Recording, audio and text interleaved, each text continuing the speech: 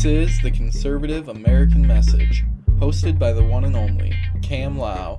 It's Saturday, March 11th, 2023, and you can join me every week for the greatest political commentary known to man.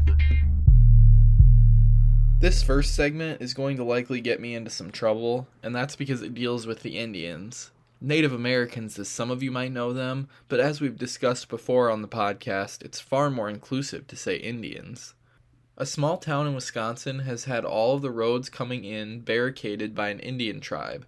The roads cut through a reservation and the easement agreements are up, so the tribe is basically extorting this little town for more money. They have already been offered over $1 million, which they rejected. They said that their land has been stolen for generations and now they are reduced to a 144 square mile reservation and they need $20 million to allow access on their roads. Give me a break. These people have had nothing stolen from them. Their ancestors, sure, they had a tough go. But who should be held responsible for the sins of our ancestors? The people in that town in 2023 owe them nothing. They are offering a lot of money and attempting to negotiate, but the tribe is taking it to the absolute extreme. There is a lake access that allows residents to bypass the reservation by snowmobile, and that is the only way these citizens have been able to keep going to work and supplying their homes. But the lake will soon be melting, and it'll be a while before boats can transport them. This has been going on for over a month, with no end in sight. I don't know why we give these Indians special rights. I say that the governor of Wisconsin should demand that these barricades be removed immediately, and if the tribe will not comply, the National Guard would be happy to assist them. But maybe that's just me. I think tax-paying citizens should be allowed to use roads in this country that are paid for by tax dollars. Period. The Democrats want to have the power to decide what kind of information should be allowed on social media. 206 of them voted against a bill to ban the federal government from policing speech that is online. This is all in the aftermath of the Twitter files breaking, which prove that Twitter was acting on the behalf of federal agencies to censor information that didn't fit their narrative.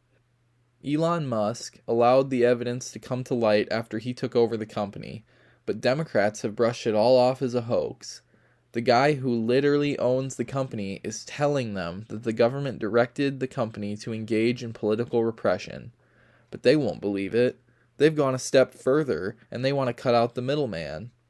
Instead of investigating the FBI's illegal activities, they've doubled down and insisted that the federal government should have the power to determine what is misinformation and what they'll allow online.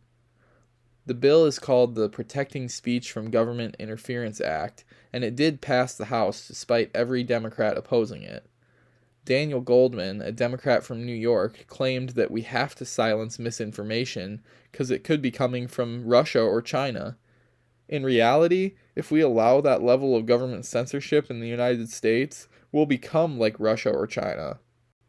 The so-called misinformation that they have previously attempted to silence in the past were things like Hunter Biden's laptop, or COVID vaccine risks, or mask efficacy, or how about the Wuhan lab leak that started COVID, or the very recent January 6th discoveries.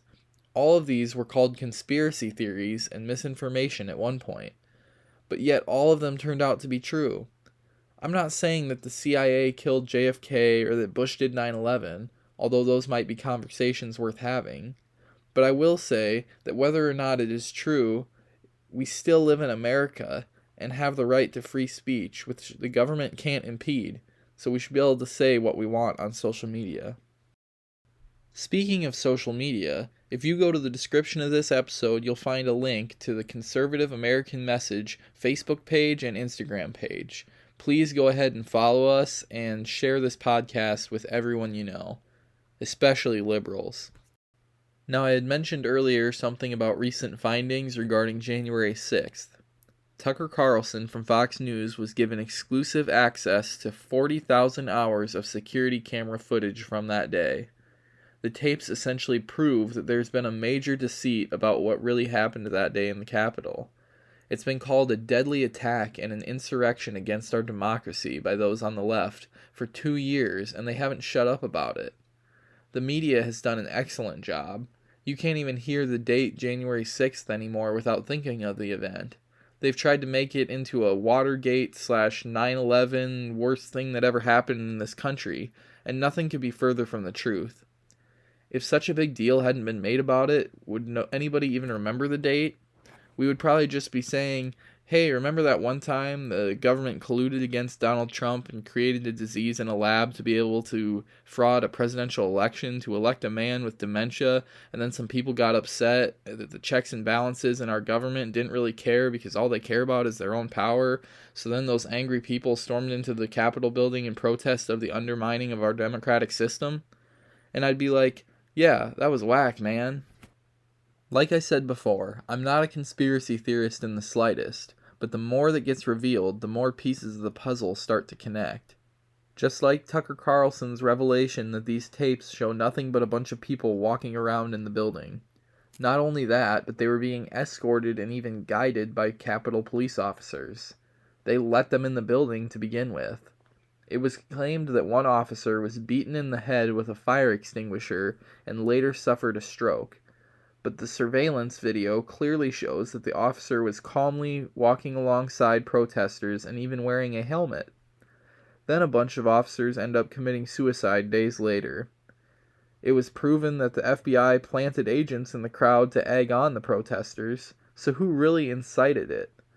There were claims made that certain GOP congressmen aided the protests and helped them scout the place out the day before.